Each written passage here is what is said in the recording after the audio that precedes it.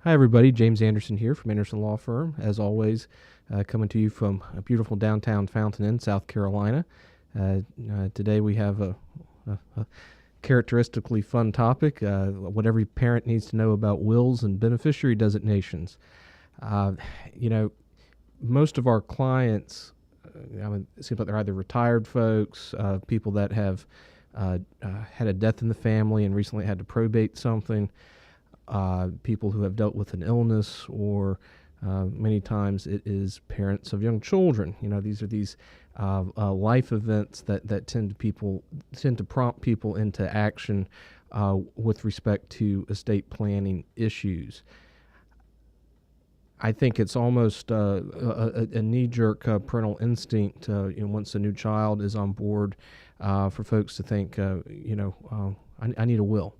Now, most of them wind up not getting wills because, of course, statistically, 60% of people never do any kind of estate planning. Oftentimes they can't overcome particular logistical issues. Who gets the kids? How are we going to divvy things up? Or life gets ahead of people, and they, in fact, never act on those instincts. But as we all know, at least for a little window of time, young parents do get preoccupied about, I think I need to have a will. Now, if you think back, if you've been following our Facebook page or our YouTube channel for any length of time, if you happen to view our estate planning 101 series, the very first video that we ever put out with that was basically me saying, well, you think you need a will? Well, maybe you do, but probably not so much. I think you might recall that I don't give a lot of priority to wills in someone's estate plan, at least when compared to things like powers of attorney and healthcare directives and trusts. And the core reason for my line of thinking for that analysis is rooted in the reality that wills just control what goes into probate. And I'm not going to rehash what probate is and why you need to care about that in this video. I would send you back to the Estate Planning 101 series for more detailed discussion about probate. But if you don't know what probate is, watch those videos. But for now, all you need to know is that if someone close to you dies and you have a choice of having to probate their assets to get them into your name, or not probate things, I'm going to tell you, once you have any experience with probate, you're going to prefer to let things pass outside of probate. I'm going to leave that there. Generally speaking, if somebody dies with an asset just in their name, or if they own it with their spouse or somebody else, if they own their house or their car with somebody else the wrong way, and the person dies, it's going to have to go through probate to get out of their name and into somebody else's name. Okay, so generally speaking, I don't think most of us, if given a choice, are going to want our assets to go through probate. And if that's the case, then we are really not that concerned with relying on wills. Now, a big exception to that is in the context of today's subject matter, and that is when we're dealing with parents of minor children. And here is a family scenario, a personal scenario where having a will is going to be a lot more valuable than for people in other seasons or stages in life. There are two reasons why a parent of a minor child really ought to have a will. Now, I'm not saying have a will at the exclusion of healthcare directives or powers of attorney. Absolutely not. But I am saying that parents of young children really ought to have a will for two reasons. The first reason, the big ticket reason, is that wills are the appropriate place for us to designate and memorialize our preferences for minors. Our preferences for guardians of our minor children that we might leave behind as orphans. Okay, so if two parents can get together and actually agree on who they would want to have their children in the event that they both died, it's very, very, very important to memorialize that. a few years ago there's a situation that affected a family that lived in the Simpsonville area for a while. They had moved away. Long story short, they both died in a tragic bus accident. And as I understand it, the husband's parents wanted custody of their minor grandchildren. The wife's parents also wanted custody of the minor grandchildren. And from what last I heard, there was litigation involved. And that's a shame because in all likelihood, if those parents had executed a valid will specifying a preference as to who they would want the guardians of their orphan children to be, that would have saved a whole lot of family strife and conflict. The second reason why it's important for parents of young children to at least have a will is because through the will, you can, well, first of all, you can override the presumption that if a deceased person is survived by a spouse and children, that half of their probate estate goes to their spouse and half goes to their children. It can go to the surviving spouse first and then on to the children. And to that point, it allows us to create, a testamentary trust system to be able to better control and shepherd and manage how a minor child's inheritance would be doled out on the child's behalf, on behalf of the guardian, all those kinds of details. So within a will, one can engineer really a world-class wealth management system to dole out underage or a minor child's inheritance, and to avoid a situation where you have an 18 or a 21-year-old just coming into a lump sum of cash. At which point, I think they're guaranteed to be ruined over the course of their over the remaining trajectory of their life. So it is important to at least have wills if one has minor or children or underage children, in that the wills allow us to name a guardian if they're orphaned, and also the wills allow us to structure the way that a minor's inheritance is going to be received, keeping underage or special needs or incapacitated children from having money thrown directly at them, only to wreak havoc. Okay, so there is that. All right, but here's the thing.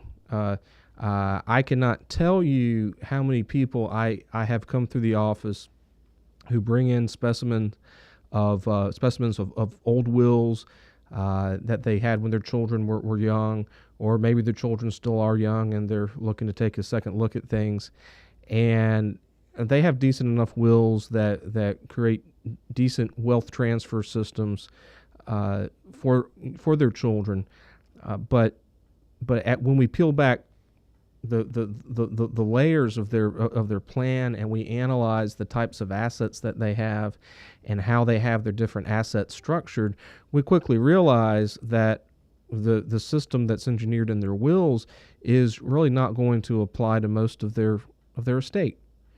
And you say, well, why, James? Doesn't that will control everything? Well, no, and I'm not going to belabor the point too much. I'll refer you back to our Estate Planning 101 video series. But wills just control what happens to things that go into probate when someone dies. And again, generally speaking, if somebody dies and they have an asset just in their name, or if they own it with somebody else but they own it the wrong way, it's going to go into probate. And then once in probate, then the will controls what happens to those probate assets. Okay. Now you say, well, why do I care? You're losing me, James. All right. Here's what I'm driving at. Most young families, most of the wealth that would be there for the children after mom and dad die is going to come from life insurance. Most people in their 20s and 30s and even 40s maybe are worth more, in some cases, like me, a lot more dead than alive, and that's thanks to life insurance. In other words, most young parents' estates are life insurance heavy. Okay. And you say, sure. All right. Why do I care? Well, the reason why you care is because that life insurance money is not going to find its way in probate. It's not going to wind up being controlled by the terms of a well-meaning parent's will if you don't take affirmative steps to make sure that in fact is what's going to happen. And the reason for that is that life insurance wants to, as we say, pass by operation of contract. Contract being a beneficiary designation. Okay, so if one spouse names their other spouse as the primary beneficiary of their life insurance policy and the first spouse dies, well, that's going straight to the surviving spouse. It doesn't go through probate. It passes under that underlying contract between the deceased person, the policy owner, and the life insurance company. Okay, it goes straight to the beneficiary. It does not go through probate. Okay, and what we see many times when people have minor children is that they've named their spouse as the primary beneficiary of their life insurance, and also maybe their 401k at work, any IRA that they might have, and then they have their minor children named as contingent beneficiaries. That's very common. In some cases, even their life insurance agent, maybe even the HR people at work that help them with their beneficiary designations, just kind of reflexively suggest that those minor children get added as beneficiaries. It sounds good. It makes sense intuitively. But let's think about that. So let's say mom and dad both die. We have these minor children who are left as contingent beneficiaries, and those children are going to receive that life insurance money, going to receive the retirement plan money, but they're not old enough to. And long story short, this is going to depend on a couple of particulars, depending on what level of detail the life insurance company or the retirement plan custodian will allow them to place on the beneficiary designations. It's going to depend on some local laws, but generally speaking, you're safe to assume that in a scenario where a minor is named as a beneficiary, that the life insurance proceeds, the retirement plan proceeds, are going to wind up in a restricted account. It could very well be overseen by the probate court in a kind of quasi conservatorship type environment. And we'd expect that as those minor children attain the age of majority, 18 or 21, depending on what jurisdiction we're talking about, then boom, they get a lump sum wad of cash, and we've probably really messed up their lives at that point. That is, I think most of us would agree that it's a bad idea to throw a lump sum of money at an 18 or 21-year-old with no strings attached. Okay, so but you might say, but what if they had a will? What if doesn't the will control all of that? And the answer to that question is, again, no. If the life insurance money is passing by contract and it's headed straight at a minor child, that is passing outside of or ancillary to that parent's probate estate. Okay, and the estate plan fails.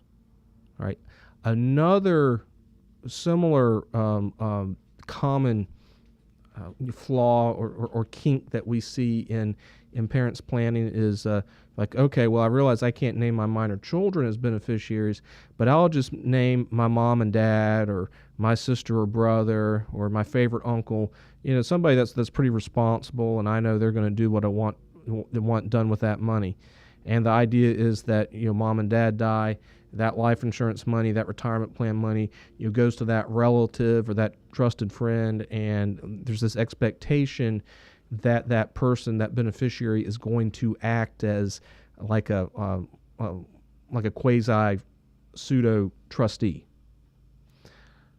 Now, we'll assume that the person that's receiving that money is trustworthy. After all, if they weren't trustworthy, the parents probably wouldn't have them named as a beneficiary. Okay, but here's the thing: that life insurance money goes straight to that relative, that parent, that sibling, whoever it is. That then becomes theirs. There's no structure, no protection, no strings attached. That money becomes that person's and is subject to the death of that person, the incapacity of that person. It's subject to the risks associated with that person getting divorced or sued or bankrupted. There's a lot of stuff that can happen. But let's just say mom and dad die. They leave all the life insurance to one of their parents with the idea they're going to use that to take care of the children. That parent, does live long enough to receive that money, but then something happens to them. They get into an accident. They get sick. They die. Well, that money is now a part of their estate and is going to pass according to whatever estate planning they may have done or not done. But at this point, it's a pretty safe assumption that money is now, we know for sure, is not going to be able to be used for the benefit of those children who we had in mind the whole time. Okay? Or if that person receives the money and ever so slightly commingles that with their spouse, and then they get divorced, that the integrity of that money is jeopardized. There's a good chance, perhaps half of that money is going to walk out in the event of a divorce. Bottom line, you leave open a whole world of unpleasant contingencies and risks if you take that kind of strategy. Okay, so bottom line is if you're a parent of a minor child and you're looking to do some estate planning on a budget, I'd encourage you to get a decent set of wills that set up a good set of testamentary trusts to manage how your children's inheritance would be managed, but that you make sure that you do not name the children as the contingent beneficiaries of your life insurance policies or retirement plans. Make sure that you don't name other family members or friends to act as quasi-trustees. Either name that testamentary trust as the contingent beneficiary, or just don't name a beneficiary at all. That's your second best option. Either way, that money's going to find its way into the probate estate where the will can control it. Again, is that a great end estate plan design? No. Again, see our estate planning 101 series. There's a whole lot better things that you can do that will create more efficiencies on the back end. But if you're looking for a basic strategy to take care of that awful situation where your children are orphaned, that's going to be the most cost-effective way to have a functional plan. Okay. But do not name the children directly. Do not name anybody else as a contingent beneficiary. Get some legal advice. Make sure that money is going to flow into the probate estate. Better yet, make sure that the testamentary trust system created under the wills and probate is referenced for the children. That way you're going to have all of your bells and whistles and contingency plans and controls that you wanted to be able to manage the way that wealth transfers on down to the children, and to make sure that even though you're not there physically to provide for them, that through these legal structures you can continue to lovingly protect and shepherd them through their formative years on into adulthood. All right, so I think we've about beat this issue into the ground. Thanks for watching. I wish you all a good balance of your day, and we'll talk to you again soon. Take care.